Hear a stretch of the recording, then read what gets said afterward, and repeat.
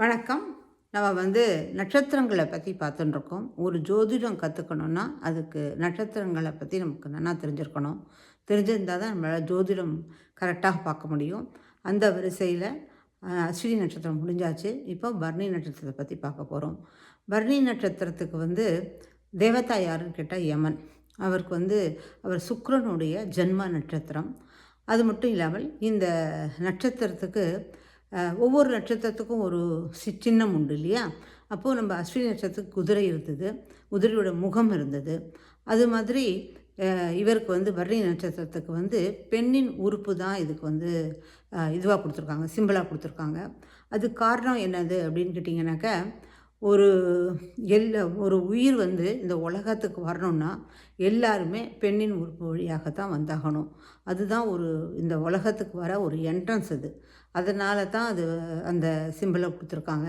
அது மட்டும் இல்லாமல் ஒரு பெண்ணானவள் கரு உண்டபோது எவ்வளவு அவஸ்தைகள் இருக்குது. எல்லாம் நிறையா இப்படி படுத்துக்கக்கூடாது, அப்படி படுத்தக்கூடாது, சாப்பிட்றதுல விஷயம் இருக்குது. நம்ம படுத்துக்கும்போது எப்படி படுத்துக்கணும்? ஏன்னா அந்த குழந்தைக்கு இந்த அம்பிளிக்கல் கார்டு கழுத்தில் போய் மாட்டிக்கக்கூடாது. ஸோ இது மாதிரி இவ்வளோ தன்னுடைய பெற்றோர்கள், மூத்தோர்கள் என்னென்ன சொல்கிறாங்களோ அதை கேட்டு இவங்க ஒரு பெண்ணானவள் தன்னுடைய குழந்தைய கர்ப்பத்தில் ரொம்ப காப்பாற்றி, அப்புறம் அந்த முன்காலத்துலலாம் குழந்த சிசேரியனில் பொறக்கிறது கிடையாது. எபிடூரல் போட்டுக்கிறது கிடையாது. வலி இல்லாமல் எபிடூரல் போட்டுக்கிறாங்க. அந்த மாதிரிலாம் எதுவுமே இல்லாமல், எப்படி எப்போ குழந்த பொறக்கும் கூட தெரியாமல், ஒரு திடும்னு குழந்த பொறக்கிறது இல்லையா? நம்ம நினச்சி கூட பார்த்துக்க மாட்டோம். சில பேருக்கு ப்ரீமெச்சூர் பேபி ஆகிடுறது. டைமுக்கு வருது குழந்த பொறக்கிறது. ஸோ அந்த மாதிரி அன்பிரடிக்டபிளான ஒரு விஷயம் தான் இந்த நட்சத்திரத்துடைய இதுவே. ப்ரெடிக்டபிள் கிடையாது.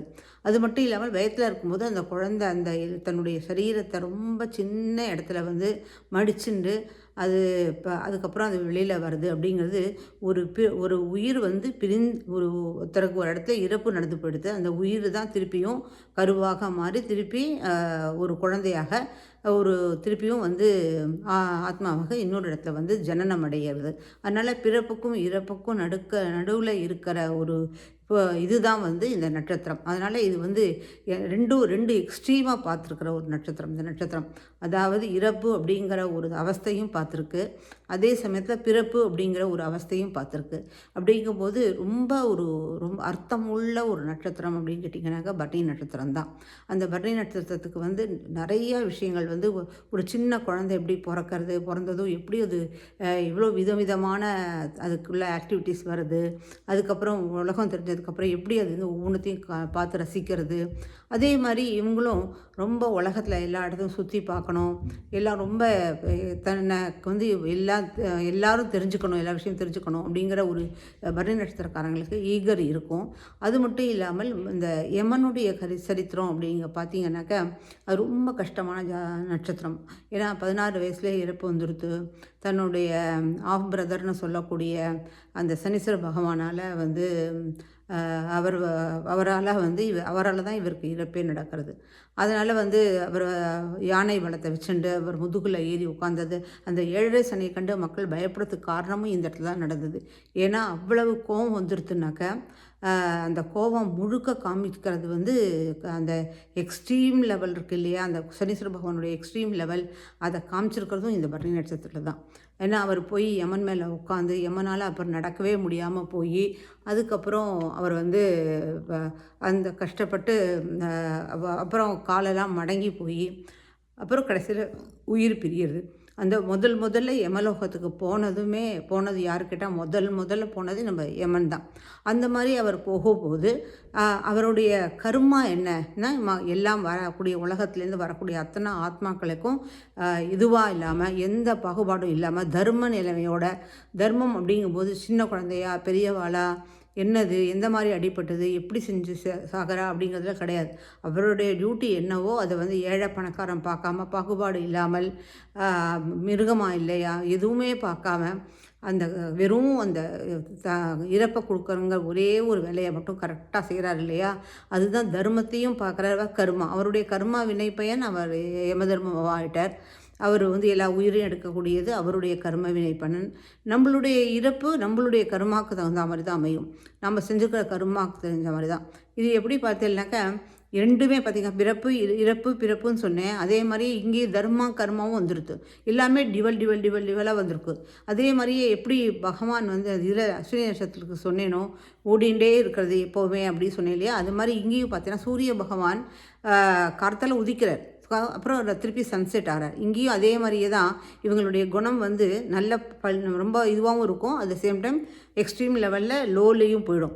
அது மட்டும் இல்லாமல் இது வந்து எப்படியும் திருப்பியும் அதான் இங்கே நமக்கு ஒன்றா அஸ்தமனம் வருது. ஆனால் வேற ஒரு கண்ட்ரிக்கு அது வந்து சூரிய உதயம் வருது. அவர் வேலை செஞ்சுட்டே தான் இருக்கார். அதே மாதிரி தான் பிறப்பும் இறப்பும் நடந்துகிட்டே தான் இருக்கும். பிறப்பு இறப்பு எந்த இடத்துலையும் கிடையாது. அதே சமயத்தில் எப்போ சூரியன் வந்து உதித்து அஸ்தமனம் ஆறாரோ அதே மாதிரியே சுக்கிர பகவானும் கார்த்தால சூரியனோட சேர்ந்து ஈஸ்டில் இது கிழக்கு பக்கம் உதித்து மேற்கு பக்கம் வந்து அவர் அஸ்தமனம் ஆறார். அதே மாதிரியே தான் மற்ற கண்ட்ரிக்கு இதே தான் சேம் டிவல் தான். எப்படி இவர் செய்கிறாரோ சூரியன் செய்கிறாரோ அதே வேலையை தான் இவரும் செய்கிறார். அதெல்லாம் என்னன்னு கேட்டால் இந்த காலையில் உதிக்கும்போது அவ்வளோ மனோரஞ்சிதமாக இருக்கும். நம்ம அவ்வளோ ரசிப்போம் அந்த காலங்கார்த்தால் அந்த சூரிய வெளிச்சமும் அந்த இவருடைய சுக்கிரனுடைய அந்த அழகும் அந்த நம்ம பார்க்கும்போதே நமக்கு வந்து வயசு வித்தியாசம் கிடையாது. எல்லாருமே அந்த இயற்கைக்கு மயங்காத யாருமே கிடையாது. அதே மாதிரி சாயங்காலம் அஸ்தமனம் ஆகும்போதும் அவ்வளோ அழகாக மனோரஞ்சிதமாக இருக்கும். எல்லோரும் பார்க்குக்கு போவாங்க. நிறையா இதில் வந்து காதல் பாட்டுகள் கூட நிறையா வரும். அதனால் இவர்கள் ஜாஸ்தி காதல் வசப்படக்கூடியவர்களும் கூட. அட் த சேம் டைம் இவங்க வந்து ரொம்பவும் கொஞ்சம் எல்லாருக்குமே கொஞ்சம் சட்டுன்னு எல்லாத்தையும் மோகிக்கிறது ஒரு விஷயம். இது 2ம் எக்ஸ்ட்ரீம் லெவல். அதே மாதிரியே உங்களுக்கு என்னென்னு கேட்டிங்கனாக்கா கஷ்டம் அப்படியும் இவங்களுக்கு ரோலர் கோஸ்டர் தான் இவங்களுடைய லைஃப் என்றைக்குமே. ஏன்னா இந்த மாதிரி எல்லாமே இந்த மாதிரி சன்ரைஸ் சன்செட், இறப்பு பிறப்பு அந்த மாதிரி எல்லாம் எல்லாமே ரெண்டு எக்ஸ்ட்ரீம் லெவலுக்கு போகிறதுனால இவங்க வந்து ரொம்ப இவங்களுக்கு எல்லாமே வந்து ஒரு கஷ்டங்களும் இதுவும் சுகமும் சேர்ந்து வந்துகிட்டே இருக்கும். இவங்களுக்கு ஒருத்தருடைய லைஃப்பில் பார்த்தீங்கன்னாக்கா மற்ற நட்சத்திரத்துக்கு அப்படி இருக்காது. ஆனால் இவங்க நட்சத்திரத்துக்கு என்றைக்கும் இப்படி இவர் போய் சனீஸ்வர பகவான் முதுகில் உட்காந்த மாதிரி இவங்களுக்கு லைஃப்பில் என்றைக்கும் ரெஸ்பான்சிபிலிட்டி ஜாஸ்தி இருக்கும். அது மட்டும் இல்லாமல் அவங்களுக்கு அதே மாதிரியே ஒருத்தர் யாராவது அமுக்க நினச்சா கூட அவ்வளோ கீழே விழுந்துட்டு இனிமேல் நாளைக்கு ஒன்றுமே இல்லை நமக்கு வாழ்க்கை அப்படின்னு முடிஞ்சு போயிடுது. அப்படிங்கும்போது சின்ன குழந்த மாதிரி உட்காந்து ஒரு இடத்துல அழுதுட்டு அதே அடுத்த நிமிஷம் இதில் ஏதாவது தப்பிச்சு வரத்துக்கு வழி இருக்கான்னு ஒரு சின்ன ஓட்டை கிடச்சா அந்த ஓட்டை வழியாக தப்பிச்சு திருப்பி வந்து அதுலேருந்து அவங்க சொல்லுவாங்களே இதுலேருந்து நான் என்ன சொல்லுவாங்க ஒரு சாம்பல்லேருந்து வளர்ந்துருக்கேன், ஒரு பூச்சிலேருந்து நான் மரமாக வந்திருக்கேன்னு சொல்கிறாங்க இல்லையா? அந்த மாதிரி இவங்க வந்து ஒரு சின்ன ஒரு துரும்பு கிடச்சா கூட அதை பிடிச்சிக்கிட்டு ரொம்ப அழகாக சக்ஸஸ் ஆகி வந்துட்டு லைஃப்பில் அதுக்கப்புறம் பார்த்தீங்கன்னாக்கா திருப்பியும் அவங்களுக்கு அவ்வளோ சக்ஸஸாக வருவாங்க. திருப்பியும் எங்கேயாவது விடுவாங்க. திருப்பியும் அதுலேருந்து வழி கண்டுபிடிச்சி திருப்பியும் முன்னுக்கு வந்து திருப்பி சக்ஸஸ்க்கு போவாங்க. அது மாதிரி தான் வாழ்க்கை அவங்களுக்கு முழுக்க அப்படி தான் இருக்கும். அதே சேம் டைம் அவங்களுடைய குழந்தைத்தனமும் அப்படியே தான் இருக்கும். அதே மாதிரியே குழந்தைத்தனமும் இருக்கும். எல்லாம் என்ஜாய் பண்ணணும், எல்லாத்தையும் செய்யணும் அப்படின்னு ஆசை. ஆனால் எதுவுமே செய்ய முடியாது அப்படிங்கிறது தான் ஒரு வருத்தமான ஒரு விஷயம். எல்லாத்தையும் பண்ணணும்னு ஒரு ஆசைப்படுவாங்க. போய் பார்க்காம செய்வாங்க. ஆனால் அதில் கரெக்டாக எல்லாத்தையும் அவ்வளோ தூரம் உங்களுக்கு சாட்டிஸ்ஃபேக்ஷன் வருமா அப்படின்னு கேட்கும்போது அது கொஞ்சம் குறைச்சல் தான். பிகாஸ் இது வந்து நிறையா விஷயங்கள் வந்து இந்த கதையை நான் சொல்லலை. இப்போது டைம் அவ்வளோ தூரம் இந்த இதில் கிடையாது. அதனால் தனியாக ஒரு வாட்டி ஒரு வீடியோவில் வந்து இந்த யமனுக்கும் சனீஸ்வர பகவானுக்கும் உள்ள அந்த கதை அது ரொம்ப ஒரு அழகான ஒரு அற்புதமான கதை. அதுக்கப்புறம் அதனால தான் இந்த நட்சத்திரம் இப்படி இருக்குது.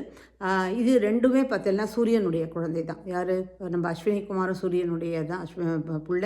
அதே மாதிரியே நம்ம யமனும் வந்து சூரியனுடைய புள்ள தான்.